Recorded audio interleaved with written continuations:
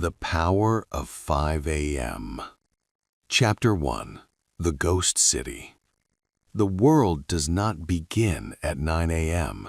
It does not begin when the first emails hit your inbox, or when the screaming brakes of a city bus announce the start of the morning rush. For most people, life is a series of reactions, a frantic scramble to catch up with a clock that is already winning. But there is a hidden world, a world that exists in the blue-gray shadows of 5 a.m. At this hour, the city is a ghost. The skyscrapers are silent sentinels, and the streets, usually choked with the frustration of 1,000 commuters, are wide, empty veins. There is a specific kind of silence here. It isn't the heavy, suffocating silence of midnight. It is the thin, electric silence of a world about to be born. The fief of time. Meet Julian. At 4:58 a.m., Julian is not a hero. He is a man buried under a heavy duvet in a darkened room in the heart of a cramped apartment. He is a digital architect, a man who spends his days building virtual worlds for others, while his own physical world feels like it's shrinking. For years, Julian lived by the standard clock. He stayed up until 1 a.m., scrolling through feeds of people he didn't know, watching productivity videos he never applied, and eating cold takeout. He would wake up at 8:15 a.m., heart racing, adrenaline spiking not from excitement, but from the fear of being late. He was a master of the snooze button symphony, that rhythmic 5-minute cycle of self-deception where we tell ourselves that just a little more sleep will make us feel human. It never did. By the time Julian sat at his desk at 9:30 a.m., he had already lost. He had spent his first 2 hours of consciousness in a state of emergency. He was reacting to the alarm, reacting to the traffic, reacting to his boss's messages. He was a passenger in a vehicle called Today, and he had no access to the steering wheel. The first encounter with the dawn. One Tuesday, the power went out. It was a silent, sudden death of the grid. No humming refrigerator, no glowing standby lights on the television, no charging phone. The silence was so absolute it woke him. Julian checked his mechanical watch. It was 4:59 a.m. He stepped out onto his balcony. The air was different. It didn't smell like exhaust and stress yet. It smelled like damp pavement and possibility. He looked down at the street. A single runner moved past, the rhythmic thud, thud, thud of sneakers the only sound in the canyon of buildings. Then, a single light flickered on in the office building across the way. Julian realized something that made his skin cold. The world's most powerful moves are made in the dark. While he was dreaming about success, someone else was already claiming it. While he was resting in a way that left him more tired, someone else was sharpening their mind. This was the Ghost City, a time zone where the rules of gravity and competition didn't seem to apply. In the Ghost City, you don't have to work harder because there is no one to work against. There is only you. The sovereignty of the second. Why 5 a.m.? Why not 6 or midnight? Philosophically, 5 a.m. is the seam of the day. It is the moment where the exhaustion of yesterday has finally evaporated and the anxiety of today has not yet crystallized. It is the only hour of the day that belongs entirely to you. Think about your 2 p.m. That hour belongs to your employer. Think about your 6 p.m. That hour belongs to your family, your commute, or your hunger. Think about your 10 p.m. That hour belongs to your exhaustion and the blue light of your screen. But 5 a.m.? No one calls you at 5 a.m. No one expects an ASAP email at 5 a.m. The laundry doesn't need to be folded, and the bills don't need to be paid at 5 a.m. It is a vacuum of expectation.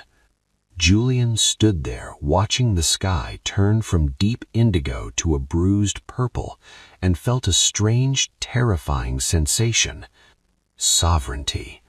For the first time in a decade, he wasn't a son, an employee, a consumer, or a citizen. He was just a man with 60 minutes of pure, unadulterated potential. The biological edge. To understand the power of 5 a.m., we must look at the machinery of the human brain. We are told that we have 24 hours in a day, but this is a lie. We have about 4 golden hours of peak cognitive clarity. For the average person, these hours are squandered on the trivial. When you wake up at 5 a.m., your brain is in a unique state. The prefrontal cortex, the part of the brain responsible for complex decision-making and working smart, is fresh.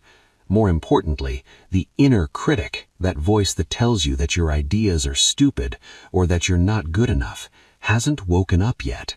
The critic is a late sleeper. At 5 a.m., you were brave, you were creative, you were capable of the silent build, the act of working on a project so close to your heart that you dare not speak of it during the noisy hours of the day. The decision. Julian went back inside. He looked at his bed, the warm, soft sanctuary of the standard life. Then he looked at his desk, covered in half-finished sketches and unread books on architecture. He didn't go back to sleep. He sat down. He didn't turn on the big lights. He used a small, warm lamp that illuminated only his workspace. He opened a notebook. He didn't write a to-do list for work. He wrote a to-be list for himself. I want to be the man who isn't afraid of the silence. I want to be the person who finishes what he starts. I want to own my mornings so I can stop renting my life. As the first hint of orange touched the horizon, Julian realized that the power of 5 a.m. wasn't about the hour itself. It was about the pivot. It was about the moment you decide that your goals are more important than your comfort. He picked up a pen. The ghost city was quiet, but inside Julian's mind, the engines were finally starting. This was minute 1 of day 1. Chapter 2. The breaking point. The honeymoon phase of a new habit usually lasts exactly 48 hours. On day 1, you are fueled by inspiration. On day 2, you are fueled by pride. But on day 3, you are fueled by nothing but the cold, hard reality of your own biological resistance. For Julian, day 3 was the wall. The alarm at the edge of the world. At 5 a.m. on Wednesday, the alarm didn't sound like a call to greatness. It sounded like an intrusion.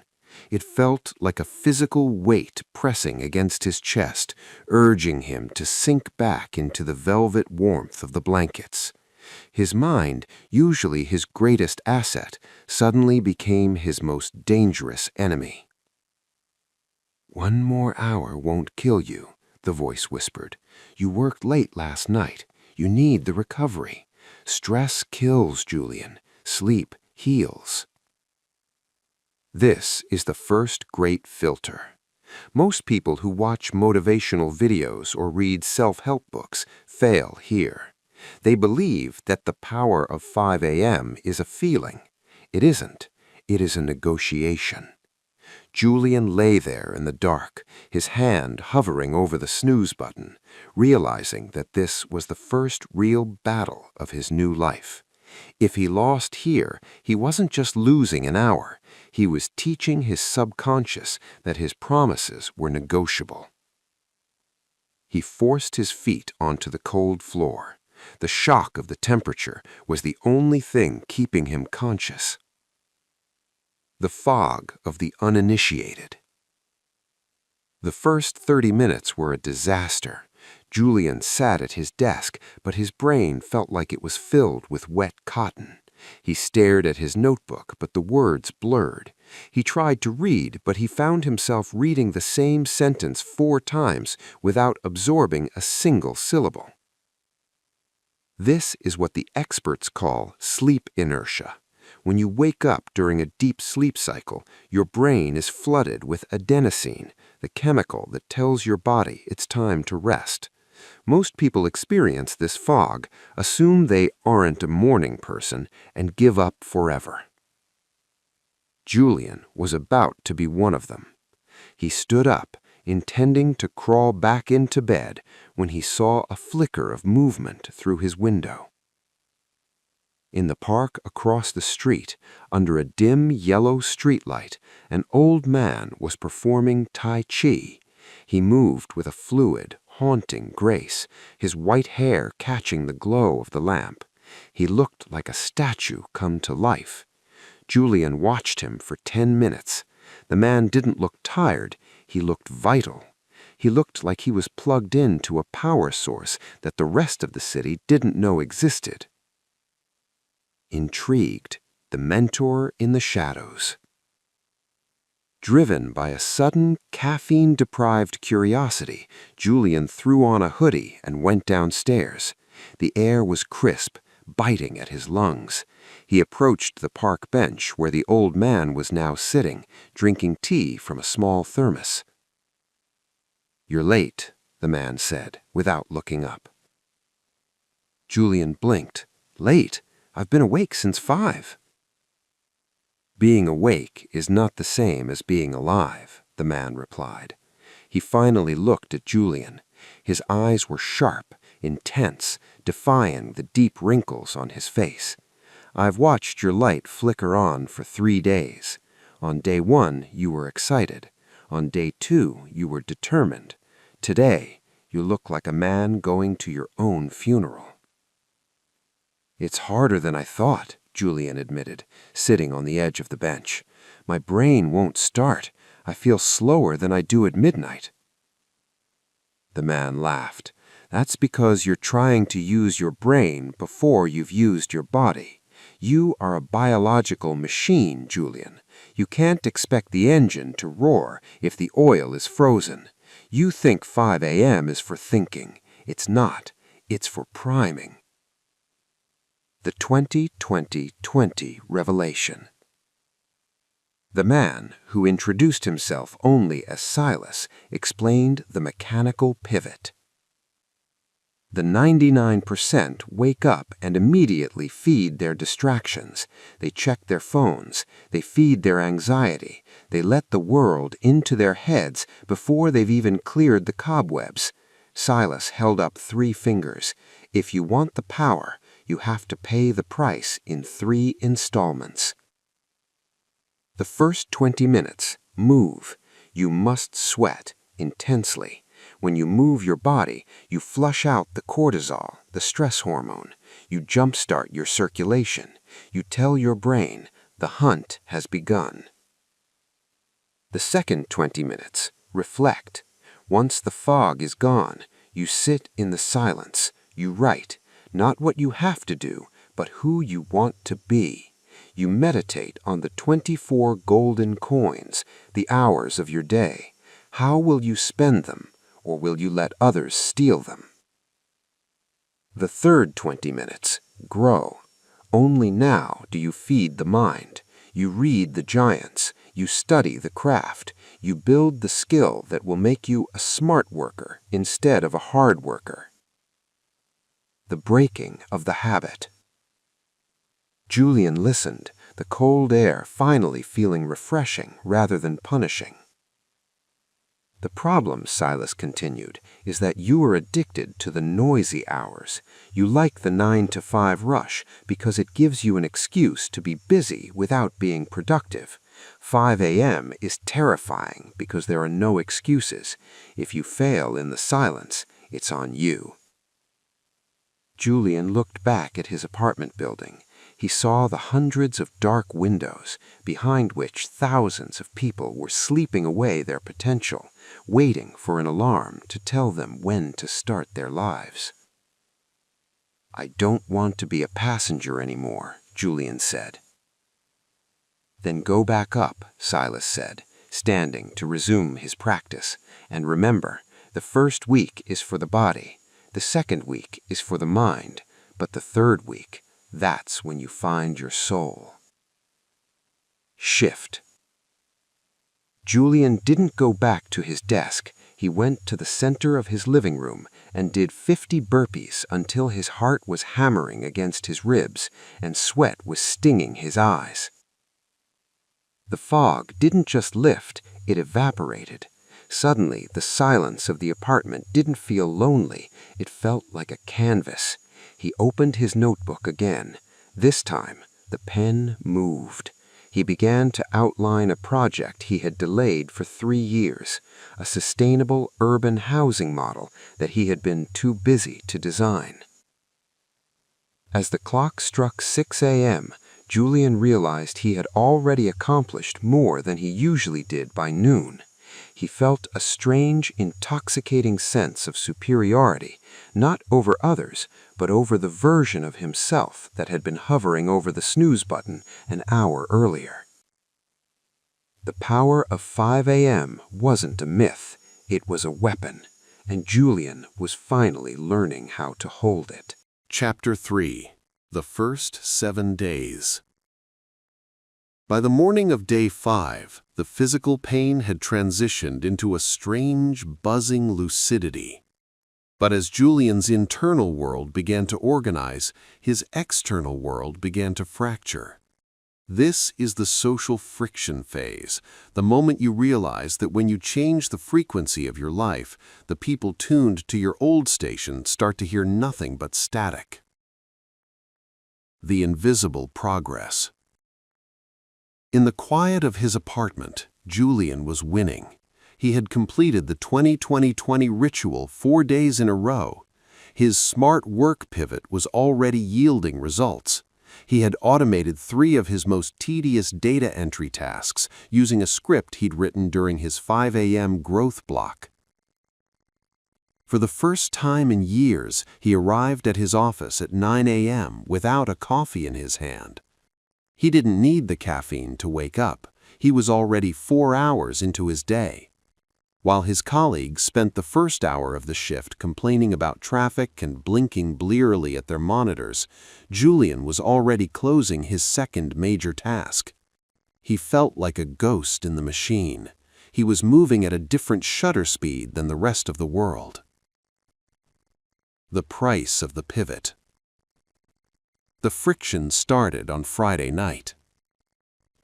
"Julian, you're seriously leaving?" his friend Mark asked, holding a pitcher of beer. It was only 9:30 p.m. The pub was loud, the air thick with the smell of fried food and the Friday night release, that desperate attempt by the 9-to-5 crowd to forget the week they just endured. "I've got a big start tomorrow, Mark. I'm heading out," Julian said, checking his watch. In his mind, he was already calculating, if I stay for one more round, I lose the clarity of the 5 a.m. window. If I drink this, I pay for it with tomorrow's sovereignty. "It's Friday. You used to be the last one here," another friend chimed in. "What's with this monk routine? You're becoming boring, man. You're obsessed." Julian looked at them. He saw the circles under their eyes. He heard the repetitive complaints about their bosses, their debt, and their lack of time. He realized that they didn't actually want him to stay because they missed his company. They wanted him to stay because his departure was a mirror.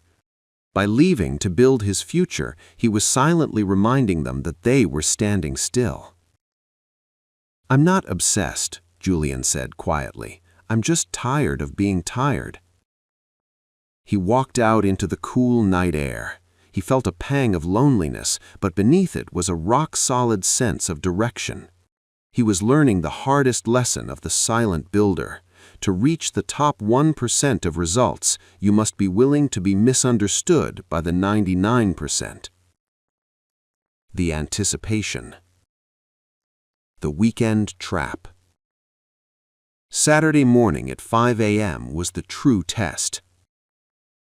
The world is loudest on Saturday mornings, not with noise, but with the permission to be lazy. The collective consciousness of the city was hitting the snooze button. Julian felt the pull. Every fiber of his old identity told him that he had earned a sleep in. But he remembered Silas's words, "The 24 golden coins don't care if it's Saturday." He got up. He did the burpees. He drank the water. He sat in the silence.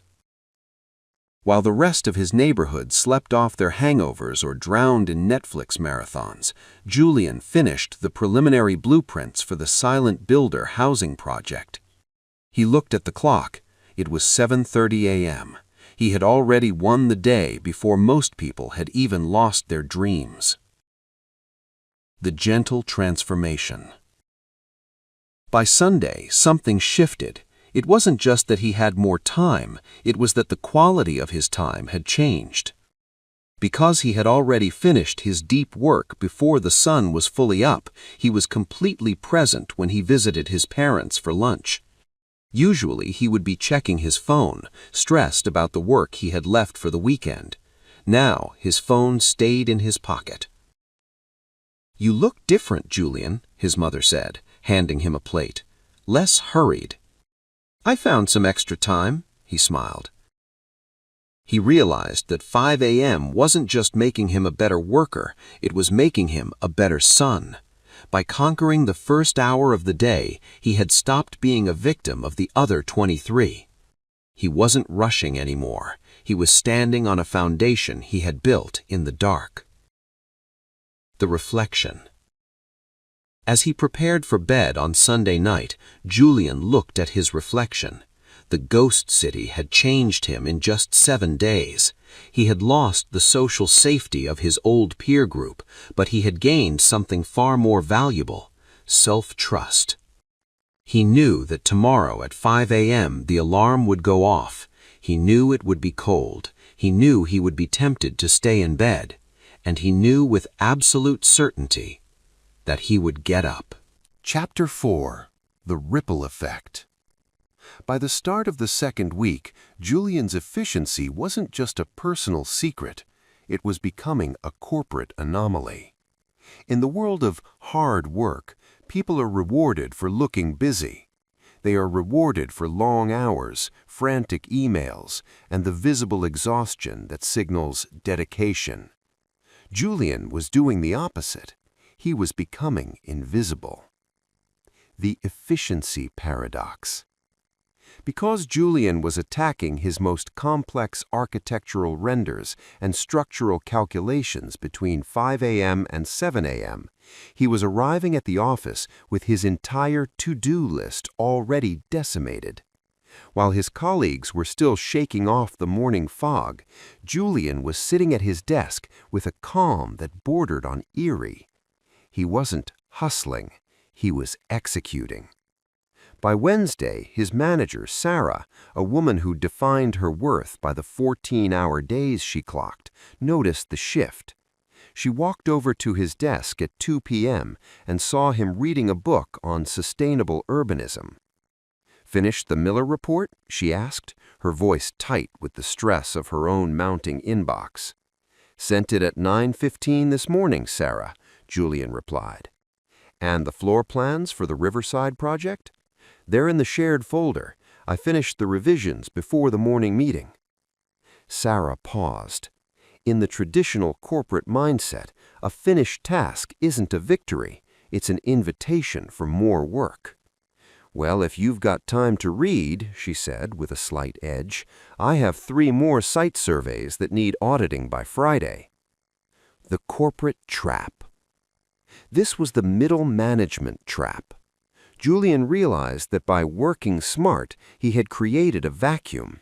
In a standard 9 to 5, if you finish your work in 4 hours, the reward is usually 4 more hours of someone else's work. He felt the old irritation rising. He could easily spend his afternoon auditing those surveys. He could work harder and please Sarah. He could climb the ladder by being the most efficient cog in her machine. But then he remembered the 24 golden coins. "If I spend my afternoon on these audits, I'm giving away the coins I saved this morning," he thought. I didn't wake up at 5 a.m. to do more busy work for someone else. I woke up to build my own legacy. The decisive shift. Julian didn't argue. He didn't complain. Instead, he made a strategic move, a smart work maneuver he had brainstormed during his Tuesday 5 a.m. reflection block. "I'll handle the audits, Sarah," he said calmly, "but I've also noticed a flaw in how we process these surveys. If I automate the data cleansing phase like I did for the Miller report, I can finish all 3 audits by tomorrow morning. I'd like to spend my afternoons focusing on the Silent Builder initiative I've been developing. It could save the firm 20% on material costs for the Riverside project." Sarah hesitated. He was offering her a win-win. He would do the grunt work faster than anyone else, but he was demanding the right to use his saved time for high-level innovation. "Fine," she said, "as long as the audits are perfect." The double life. For the rest of the week, Julian lived a double life. From 5 a.m. to 8 a.m., he was the visionary, building his own designs and studying the future of architecture. From 9 a.m. to 1 p.m., he was the executioner, cutting through corporate tasks with a precision that left his coworkers baffled. But from 2 p.m. to 5 p.m., he was the strategist. He used that time he had stolen back from the corporate machine, to develop his own intellectual property. He wasn't just an employee anymore. He was a consultant working inside his own job. The ripple beyond the office. The ripple effect began to touch his personal life in ways he hadn't expected. Because he wasn't drained at the end of the day, he had the energy to actually live. On Thursday evening, instead of collapsing on the couch, he went for a walk in the same park where he had met Silas. He found the old man sitting near the pond, watching the sunset. "You look like a man who has stopped running," Silas said, nodding toward a spot on the bench. "I realized I was running on a treadmill," Julian said. "I was moving fast, but I wasn't going anywhere. Now, I feel like I'm finally moving forward." "The danger of 5 a.m., Silas warned, is that once you taste freedom, you can never go back to being a prisoner.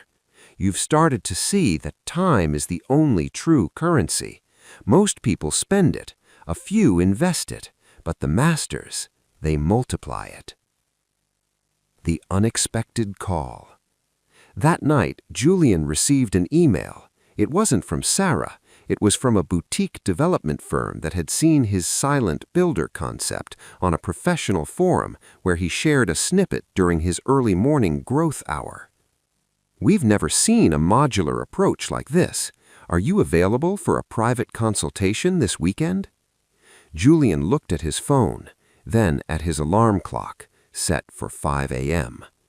The world was finally starting to respond to the frequency he had set in the dark. The ripple was becoming a wave. Chapter 5. The History of the Dawn. As Julian's personal world transformed, he began to realize that he wasn't just following a lifestyle hack. He was tapping into a subterranean stream of human greatness that had flowed beneath the surface of history for millennia.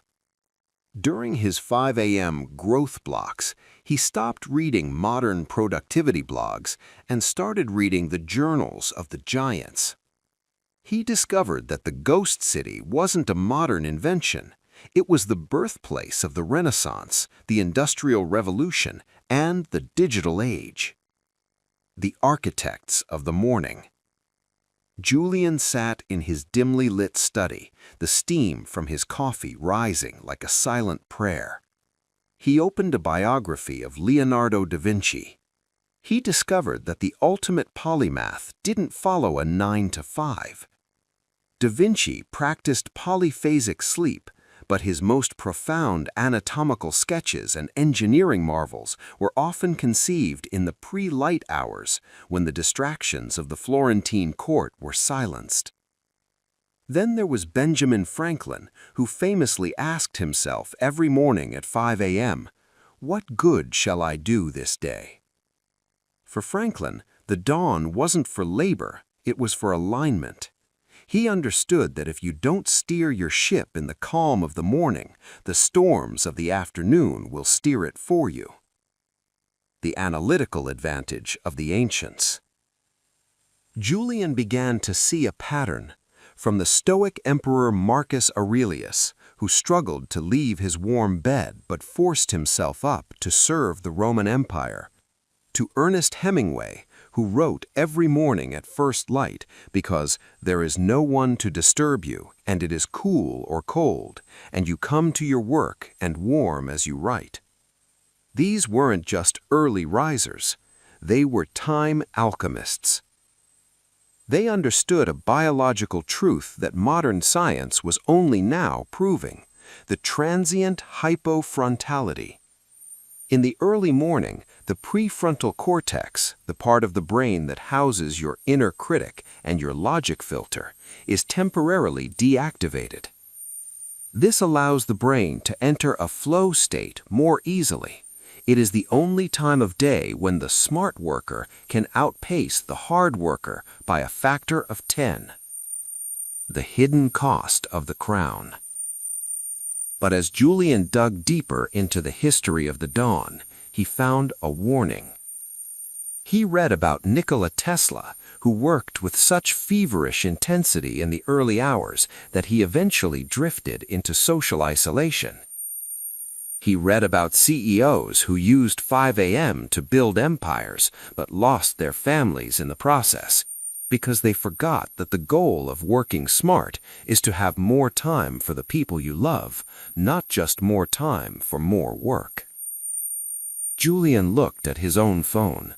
He had 3 missed calls from Mark and a text from his sister he hadn't answered in 2 days. The power of 5 a.m. was a double-edged sword. It gave you the power of a king, but it could also create the isolation of a hermit. He remembered Silas's warning: the 24 golden coins don't care if it's Saturday. But Julian realized he needed to add his own rule: the 24 golden coins are worthless if you have no one to share the wealth with. The legacy of the silence.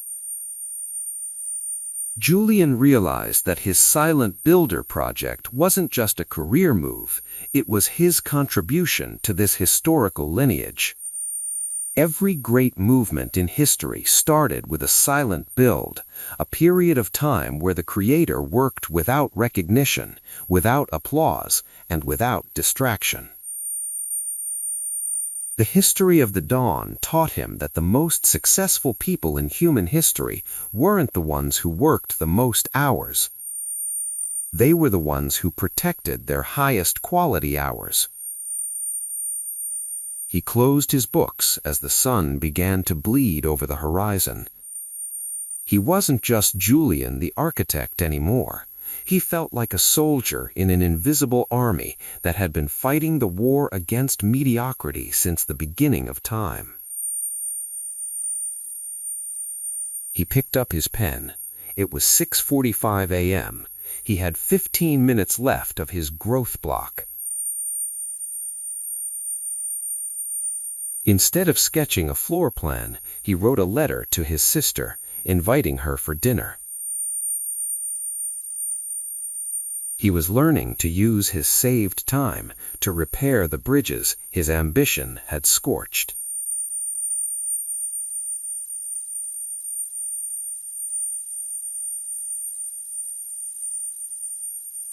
Chapter 6: The Dark Night of the Soul. The momentum of the first 20 days had been a drug.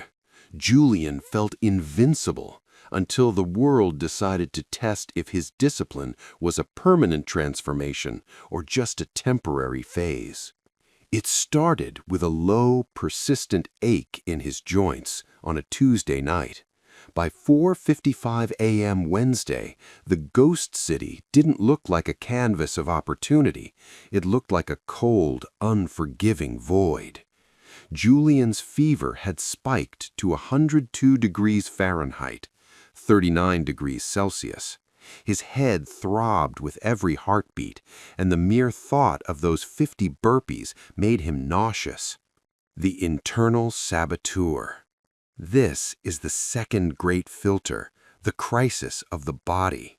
When you are healthy and winning, 5 a.m. is a choice. When you are broken and losing, 5 a.m. feels like a punishment. Julian lay in the dark, shivering. The inner critic, that late sleeper who had been silenced for weeks, was wide awake now, and it had brought reinforcements. You're sick, Julian. Pushing yourself now isn't smart work, it's idiocy. If you get up, you'll just be miserable. If you stay in bed, you'll recover faster. Just this once, just one day off. You've earned it. For the first time since meeting Silas, Julian didn't get up. He rolled over and slept until 10:30 a.m. The downward effect. When he finally woke up, the sun was high and aggressive. The standard world was in full swing. He checked his phone and saw a string of urgent emails. The boutique development firm, the one that had reached out for a consultation, had sent a follow-up. They needed a revised proposal by noon. Because he had slept in, Julian was behind. He scrambled to his desk, but the flow state was nowhere to be found. His brain felt like it was moving through sludge. He missed the noon deadline by 20 minutes. By 3 p.m., he received a polite but cold email. We've decided to move forward with another consultant who was able to meet our timeline. We appreciate your vision, but we need someone who can keep up with our pace. He had lost the biggest opportunity of his life because he had lost his morning. The spiral. The power of 5 a.m. has a dark side, the guilt cycle. When you build your identity around a high-performance habit, breaking that habit feels like a moral failure. Julian spent the rest of the day in a fog of self-loathing. He ate junk food. He scrolled through social media for hours. He skipped his reflect and grow blocks. By Thursday morning, he didn't even set the alarm. He was convinced the experiment was over. He was just a regular guy who had tried to be a hero and failed. The return to the bench. On Thursday evening, unable to stay in his apartment any longer, Julian walked to the park. He didn't look for Silas, but the old man was there, standing near a tree, watching a storm roll in from the west. "You look like you've seen a ghost," Silas said. "I crashed," Julian said, his voice cracking. "I got sick. I missed the alarm. I lost a massive contract. The whole 5 a.m. thing, it's a house of cards, Silas. One breeze and it all falls down." Silas didn't offer sympathy. He didn't even look at him. A house of cards falls because it has no foundation. You think the power is in the streak. You think the power is in never failing. Isn't it? "No," Silas said, finally turning. "The power is in the return. Anyone can wake up early when they feel good. Anyone can be productive when the sun is shining and the coffee is hot. But the smart worker knows that life is a series of storms. The discipline isn't a straight line. It's a compass. You got blown off course. So what? Are you going to throw the compass into the ocean?" The true definition of resilience. Silas stepped closer. The dark night of the soul isn't the fever or the lost contract, Julian. It's the moment you decide that a single failure defines your future. You think you lost that contract because you slept in. No, you lost it because you let one bad morning turn into a bad day, which turned into a bad week. Julian looked at his feet. The power of 5 a.m. is most potent when you don't want to do it, Silas whispered. Tomorrow you won't be 100%. You might still have a cough. You might still be sad about that contract. But if you get up, you prove to your soul that you are the master of your circumstances, not a victim of them. The Resurrection. Friday, 5:19. The alarm went off. Julian felt terrible. His chest was tight, and his heart felt heavy with the weight of the lost opportunity. But he didn't negotiate. He didn't do 50 burpees. He did 10. He didn't write 1,000 words. He wrote 1 paragraph. He didn't read a whole chapter. He read 1 page. Chapter 7. The Transformation.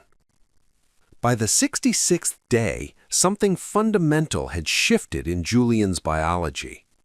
Scientists say this is the point of automaticity, the moment a habit stops being a choice and starts being an identity. Julian no longer had to fight the alarm.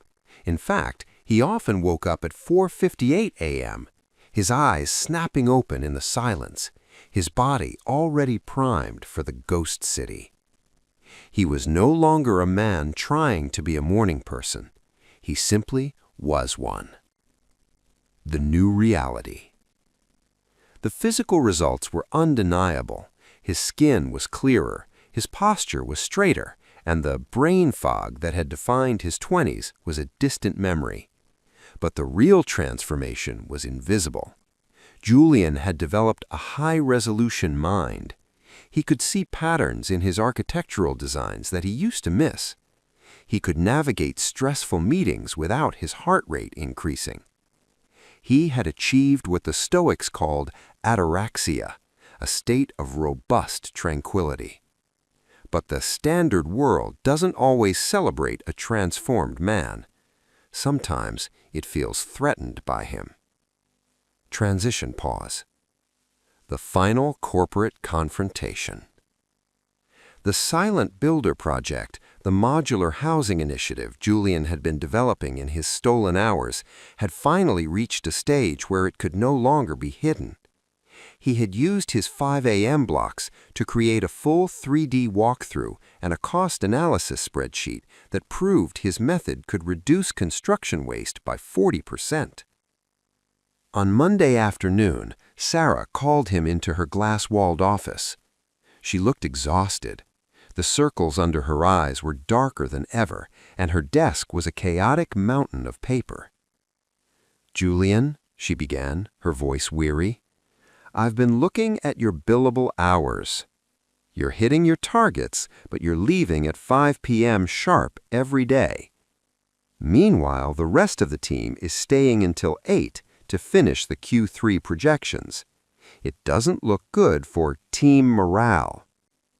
Julian looked at her, not with defiance, but with a quiet, steady empathy. "Sarah, I'm finishing my work by noon because I've automated the workflow. I'm staying until 5 to work on the Silent Builder initiative, which I believe is the future of this firm." "The future doesn't pay the bills today," Sarah snapped. "I need you to stop playing with your side projects and start putting in the hard work like everyone else.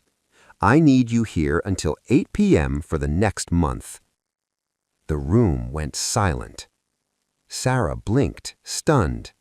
"Excuse me?"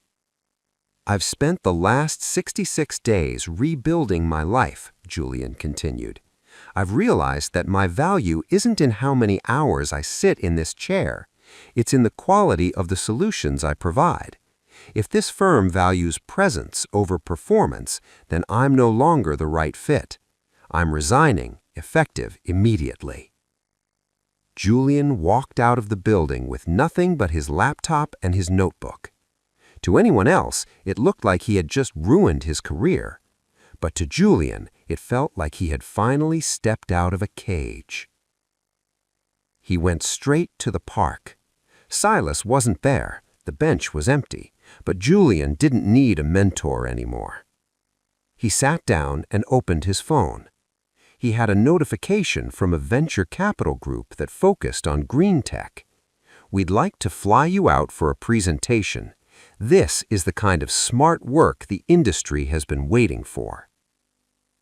1 year later. The sun is beginning to rise over a new construction site. It's 5 a.m. Julian stands in the center of the site. He's not wearing a suit, he's wearing a simple hoodie and work boots. Around him, the first modular frames of the silent builder complex are being locked into place.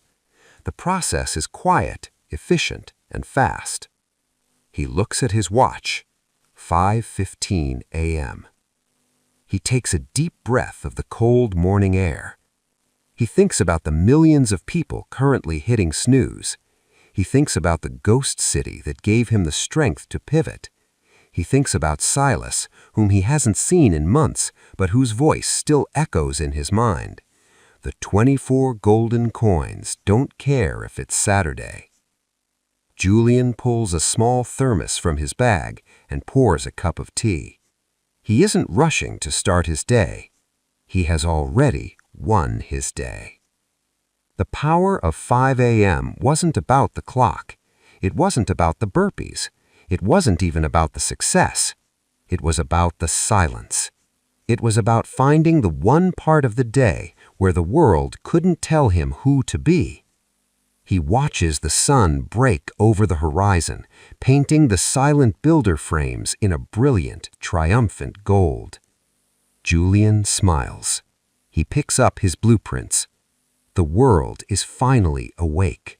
But Julian, has he been ready for hours? The sun rises for everyone, but it only speaks to those who are awake to listen. Your 5 a.m. is waiting. Will you be there?